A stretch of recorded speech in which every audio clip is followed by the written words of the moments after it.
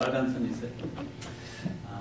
약속을 기다리는 사람들 시리즈로 우리 이제 여러분 한 5-6번 정도 우리가 말씀을 나누려고 합니다. 약속.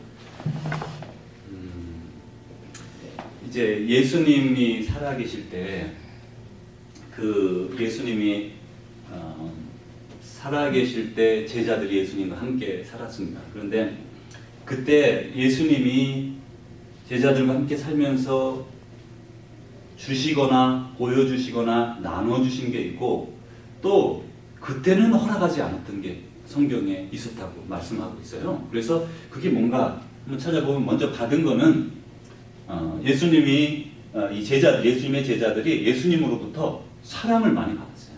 그러니까 예수님은 하나님이시고 또 가장 가까이 있는 예수님의 목회 자체가 12명의 아주 이렇게 집중돼 있었고, 조금 더 나가서 70명의 제자들이 있었잖아요. 근데 이제 거기까지, 그리고 여성 제자들, 이렇게 해서 아주 많은 사랑을 그들에게 쏟아부어 줬다는 걸 알 수가 있는데, 여기서 우리가 리더십에서도 이제 말하기를 아주 가까이 있는 그 리더십 팀에 대해서 집중적으로 사랑을 나눠줘야 되고, 관심을 가져야 되고, 또 성장하도록 도와줘야 된다는 그런 논리를 다 이렇게 가져오게 됩니다. 실제로 예수님은 제자들을 많이 사랑했어요. 그리고 그들을 교육시켰고, 이제 말로도 교육시키고, 특별히 모범으로 교육을 시켜서 사람들이 교육을 3년이나 잘 받고, 그 다음에 권능도 받았습니다. 이제 전도하러 내가 먼저 그 볼로 가기 전에 너희들이 가서 이제 내가 예수님이 오는 것을 말하고, 또 천국에 가까웠다고 말하고, 질병을 고치고 마귀를 내쫓는 권능을 일일이 다 주시고, 그 다음에 병을 낫게 하는 권능을 주신 거예요. 그러니까 제자들이 말하자면 지금 우리 시대의 말로 하면 기적을 일으키는 힘을 받았는데, 그 당시에 가장 어려웠던 질병의 문제, 또 귀신이 아주 많이 들렸었는데, 그 당시에 사람들이 귀신 들린 걸 쫓아내는 문제를 파워를 다 갖게 되는 놀라운 그런 경험을 하게 됐어요.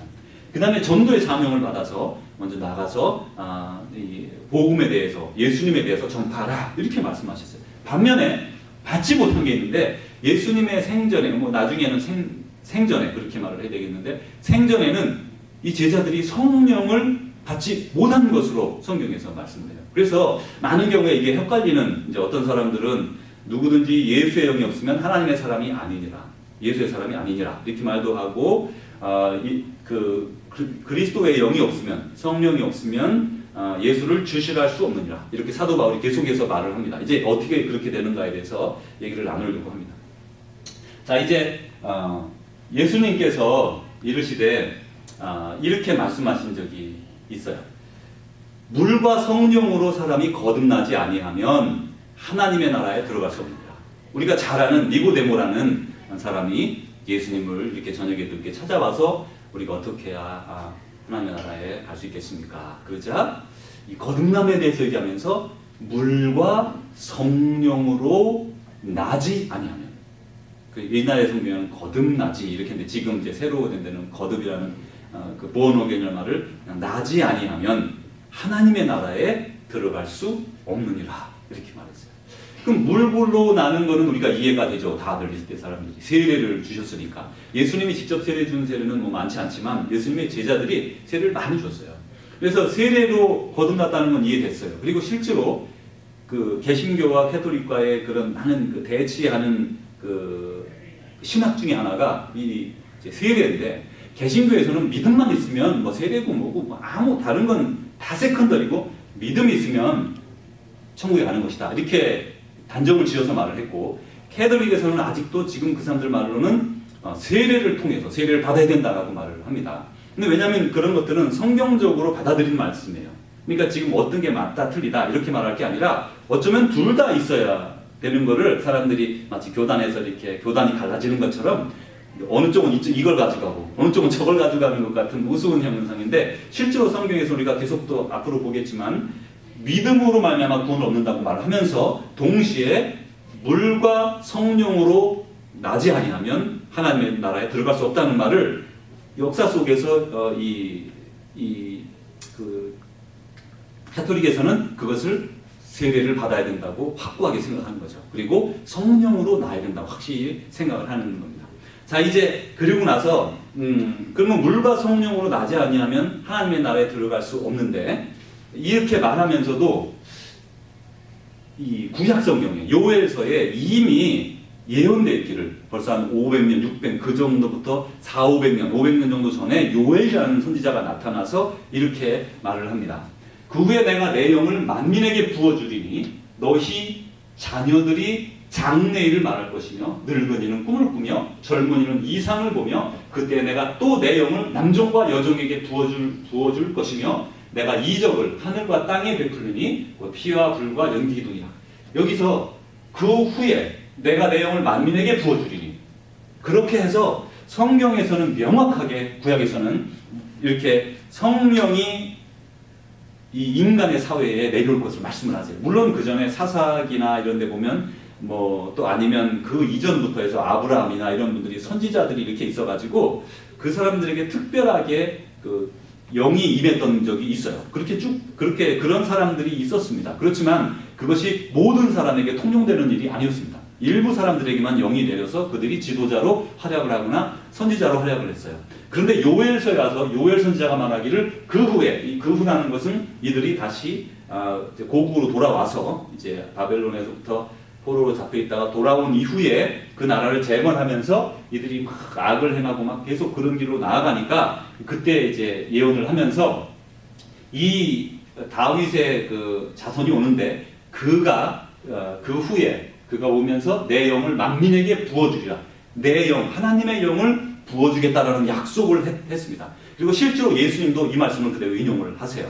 그러니까 이제 그때까지는 모든 사람들에게 성령이 내려지지 않았다는 것을 알 수 있어요. 물론 일부에게 있었습니다. 누구냐면 그 세례 요한의 아버지 어머니 엘리사벳과 사가랴 같은 사람에게는 성령이 임하고 또 예수님의 어머니 마리아 같은 사람에게도 성령이 임해요. 그러니까 일부 사람들에게 여전히 성령은 임하고 있었지만, 그러나 모든 사람에게, 믿는 모든 이들에게 성령이 내려지는 것은 아니었고, 그런 상황에서 이들이 이제 믿음을 갖기 시작하는 때를 살아갑니다. 이제 우리가 그러면 오늘 우리가 성령에 대해서 이제 지금 성령을 기다리는 사람들, 약속을 기다리는데 그 성령을 기다리던, 처음 성령을 기다리던 사람들에 대해서 얘기를 나누려고 하는 겁니다. 자, 먼저 그 하나님 아버지의 약속을 신뢰하라, 이렇게 말씀을 드립니다. 하나님의 아버지의 약속을 신뢰하라. 우리가 성경에서 믿는 것은, 믿는 게 뭘까 이렇게 생각을 해보면 성경의 약속이에요. 성경이 하나님의 말씀이라고 확실히 믿으면 여기에는 약속은 우리가 믿거든요. 그 아주 확고한 것들이 몇 개가 있어요. 그런데 그 대부분 그 말씀하신 것은 너무나 우리 미래에 중요한 것들이고 인생 근저에 있는 것들이어서 그걸 믿지 않으면 이건 예수님을 믿는다고 하기가 어려운 그런 것들이 여러 가지가 있는데, 그 중에서 몇 가지를 골라서 우리가 이제 말씀을 나누게 되는데, 오늘은 우리가 예수님의 영, 성령님이 우리에게 내려온 내려주겠다고 약속하신 것, 그것을 우리가 지금 살펴보고 있는 겁니다. 먼저 하나님 아버지의 약속을 신뢰해야 돼요. 분명히 예수님께서는 이렇게 말씀하셨어요. 보혜사, 곧 아버지께서 내 이름으로 보내실 성령, 그가 너희에게 모든 것을 가르치고 내가 너희에게 말한 모든 것을 생각나게 하리라. 그러니까 예수님이 승천하시기 전에 예수님이 이제 그 십자가형을 당하시기 전에 목회 후반에 가서 말씀하시는 게, 내가 가면 아버지께서 내 이름으로 보내실 성령, 그래서 성령을 가지고 예수 그리스도의 영이라, 나의 영을 보내리라. 그런데 또 다른 데서는 내 영, 하나님의 영이라, 이렇게도 말씀을 하세요. 그래서 이렇게 그 성경에는 성령이란 예수 그리스도의 영이면서 하나님의 영이기도 하고 하나님과 예수 그리스도의 영이기도 한 그런 모습을 표현하고 있어요. 그런데 여기서 보혜사, 곧 아버지께서 내 이름으로 보내실 성령, 그래서 성령에게는 다른 이름이 있는 걸 알 수가 있어요. 보혜사라는 특별한 이름을 적었는데, 이 성령은 말 그대로 성령이라는 그리고로 쓰지만, 보혜사라는 말은 다른 말을 써서 파라클레이토스라는 다른 용어를 써가지고, 그게 이제 우리 위로자, 중보자, 중보자는 아니죠, 위로자, 카운셀러, 이런 여러 가지로 번역되는, 이거는 여러 의미가 있기 때문에 뭐라고 번역하기가 어려워요. 그 보혜사는 더더욱 무슨 말인지 알 수가 없는, 우리는 지금 어려운 그런 말이죠. 그 여기서는 위로자, 함께하는 자, 인도하는 자, 이끄는 자, 뭐 이런 여러 가지 의미가 있어요. 그래서 우리와 함께 하시는 성령, 그를 우리에게 아버지께서 내 이름으로 보내시고 예수 그리스도의 영 성령을 보내서 가르치고, 예수님이 그동안 말하신 것을 생각나게 하고 또 새로운 것을 가르쳐 주겠다. 그래서 성령이 우리에게 임할 것이고 그는 그리스도의 영이고 우리와 함께 할 것이다 라고 말씀을 하세요. 그리고 나서 내가 너희에게 실상을 말하노니 내가 떠나는 것이 너희에게 유익이라. 예수님이 떠나시기 전에 내가 3일 만에 예루살렘을 나가서 죽고 고통 가운데 죽고 다시 부활하리라 이렇게 말씀하시면서 사람들이 걱정할 때 실상은 내가 떠나가는 게 너희에게 유익이다. 내가 떠나가지 않으면 보혜사가 너희에게로 오시지 아니할 것이요. 자, 이제 여기에서 많은 논쟁이 있어요. 가면 내가 그를 너희에게로 보내리라. 자, 이제 예수님이 여기 있는 동안에 분명히 성령님이 임했습니다. 그건 우리가 뭐 어떻게 말하지 않을 수 없어요. 그런데 예수님이 계신 가운데도 성령님이 임했지만 이제 그 보혜사가 너희에게로 본격적으로 보혜사의 사역의 시대로 들어오는 그거를 말씀하는 거죠. 예수님이 지금은 사역을 하고 계신데 왜 그러냐면 예수님은 육신으로 오셨잖아요. 이 하나님이시면서 사람이니까 사람의 제한을 입게 되는데 그 사람의 제한 가운데 시공간의 제한이 있어요. 그러니까 예수님이 부활하시기 전까지는 한 군데밖에 존재하실 수가 없는 거죠. 그 육신으로 계시는 동안.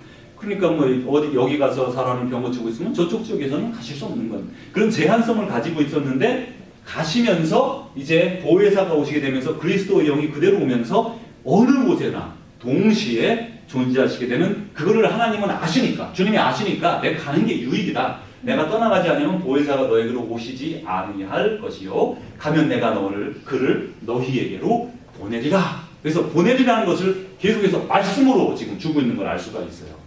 하나님은 사람이 아니시니 거짓말을 하지 않으시고 인생이 아니시니 후회가 없으시도다. 우리가 하나님께서 우리에게 이렇게 약속하신 것들을 확실히 믿어야 되는 것은 하나님은 거짓말하는 분이 아니다라는 걸 말씀해 주는 거죠.